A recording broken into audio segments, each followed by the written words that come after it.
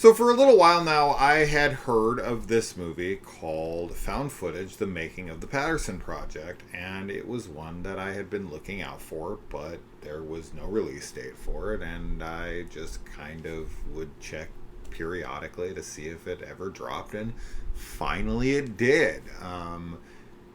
This year has been really, really laxed on found footage entries that have appealed to me. Or us. Yeah. And we've really not watched many. I think I counted like 6 or 7. I mean, I know that might be a lot for some people, but for us, that's nothing. Yeah. And I've only liked, previous to this one of them. Mm-hmm. And it was like, wow, this is a really bad year for the subgenre. And that's a big bummer because I felt like there was a good stretch of like quite a few entries every year. But the year's not over, and right now we have this movie, Found Footage, The Making of the Patterson Project, which is about a filmmaker who wants to make a found footage film based on the Patterson tape. Yes. Which is the famous Bigfoot tape from like the 70s, 70s? Is that where it's from? Yeah. Something like that. So. The walking Bigfoot.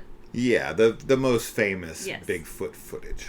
And he is trying to put his film together. He's trying to get it financed. He wants to make it on Bigfoot.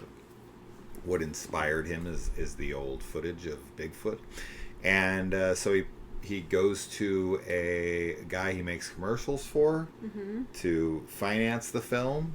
And he also goes to other means to finance the film. Yes. And then they film it. They go to a cabin. I'll let you find out how they get a hold of that. Things don't go so well.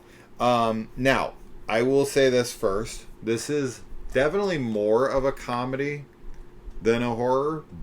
That being said, though, there is absolutely horror in this film. Oh, yeah. And it goes pretty wild at the end. Yes. So there's that. So quick things here. Number one, this movie was undoubtedly influenced by an American movie. Oh, yes. Yeah. While watching it, our main character is absolutely trying to embody Mark Borchardt. I can't see an argument that the filmmakers weren't inspired by this movie, which is, it's a good thing. I mean, it's my favorite documentary ever. But as soon as it started up with the music choice, the way the director talked about his project, how he wanted to get it off the ground, very similar. Some of the same like words that he would use, and I'm like, oh yeah, this is 100% that. Mm-hmm. Secondly, here we have Dean Cameron in this film, who is Chainsaw from Summer School, one of my very favorite movies growing up, and he's no stranger to horror since he made Bad Dreams, which is a really fun Nightmare on Elm Street knockoff from the same time period. He also played Rockula. But let's move on from that. Huge Dean Cameron fan, have been my whole life. So I was very excited to see him in this, and we're technically friends on Facebook. So we're BFFs. Wow. Essentially. BFFs. No, he doesn't even know I exist. Oh, Dean. No. I love this. I really did. I was a big fan of this one. The humor just really, really worked for me. Mm-hmm. I laughed a lot. I thought that the humor was very clever. I thought it was very well put together. I really got into the character stuff, the film, and them like their film that they were making within here.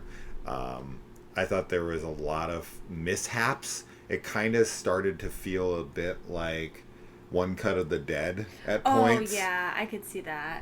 When they're trying to film this and, like, everything's going wrong. And there's a lot of just, like, word gags here and there of, like, names and whatnot. That and then one of the investors is really obsessed with something, and they, like, try to convince them of something. And that stuff was super funny to me. Yeah. And then, the horror, I thought that stuff was really well integrated within this film. Like, it's really funny, and then there's horror that's kind of being laced throughout. But then it goes back to funny, and then it's like a little bit of horror, and it's like kind of scary stuff, and then it goes back to the funny for a while, and then the end is just bonkers horror. Yeah, the end does go full horror. I loved it. For sure. I loved it. Yeah. I'm huge on it. Yeah. Yeah, I know you're not as big on it as me, but I loved it. I don't really know how I feel about it as much. Like, I did enjoy it. I had a good time. But like we talked about it kind of briefly, I think the tone sort of threw me off because I guess I just wasn't expecting a comedy. Yeah. So, and while I do think that there is a lot of like really funny moments, like there were many times that we were both just like, what is happening? Like, that's so ridiculous. This definitely wasn't the kind of movie that necessarily made me like laugh out loud or anything. At least not often if I did. And that's not a negative at all, just kind of something to maybe preface it with. But she doesn't laugh out loud. I don't laugh out loud ever. often at movies. Like it humor usually takes me like, I don't really laugh until like later when I'm like thinking about it or talking about it. Like, I never laugh in the moment for some reason. Yeah. But I do think that all of the performances are really fun. And I liked the characters ultimately. I think that like the relationship drama that's set up is pretty interesting, and as we had already said, like there's a lot of, you know, the American movie similarities. There's some like Evil Dead stuff and everything, and like the vibes. I like that stuff for sure. Yeah. But yeah, I don't know. I guess this is kind of like a shitty review on my side because I don't really know what it is that's like not making me as big on it as you are. To be totally honest, I feel like this could be the kind of movie that I go back and watch and I'm like, what was I thinking? I don't know. But there's some really ridiculous stuff that I think is very memorable from the film. Like things that I think we'll probably like talk about or like mention at other points potentially, as like, you know, joking.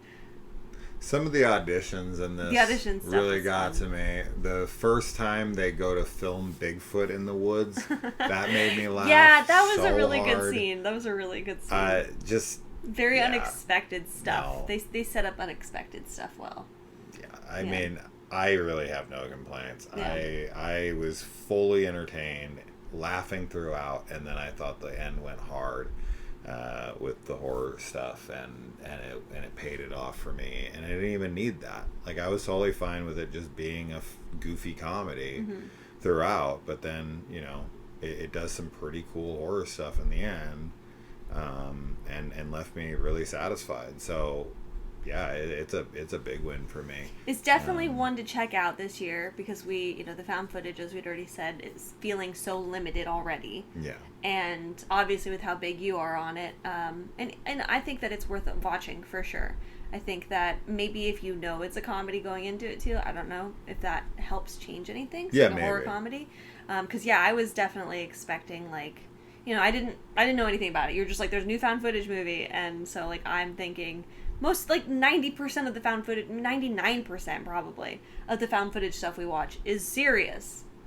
True. So that's what I was expecting. So I think that my expectations threw me off on this one. I mean, Deadstream was almost all comedy. So I said 99%. Yeah, and you love that. Yeah. So. Yeah. I don't know. Yeah. I don't know. But cool homages to things.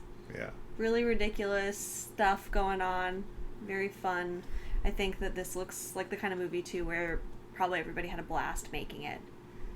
So love that. And yeah, found footage is always an underrated subgenre of horror. So yeah. Yeah, that's it. I mean, I just having Dean Cameron in it alone was a big one for me, but also like the fact that it's awesome as well was very relieving, because to see him in something like this, like I haven't seen him in anything in a while, it would have been disheartening and a bummer had he been in something like House on Eden. Oh my god.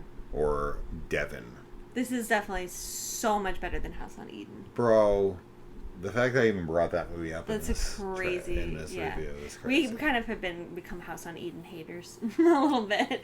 We really it's not as bad as Devon. No. But what is? Yeah, that's true. Anyway. All right. Let us know what you think. Yeah, check it Check out. it out. The only 2 good found footage movies of this year thus far has been this and Strange Harvest, which is a mockumentary. That's and this for is us, technically at least. like a mockumentary as well. Yeah, it is. But there's if a you documentary element. have other ones that we missed, Yeah, tell us. let us know in the comments of something that you Please. loved in the found footage. We liked Looky Loo. Okay, it was just super Oh repetitive. yeah, that was good. Yeah, just very repetitive. I just watched one that people recommended to me. I can't even finish it. I have like 30 minutes left, and I can't get myself to go back to it because I'm just not into it. But I will because I want to review it. I just don't care that much. It's not bad. It's just long. It's 2 hours, and it's like that's just unnecessary really long for found footage. Yeah, 99% of the time. Yeah. A lot of 99% tonight. That's 99%. Yeah. Anyway. All right, that's that. That's that. We give it 4 for gore. 4 for gore. It's a summer school reference. I know that one at least. Okay. Bye, guys. Bye.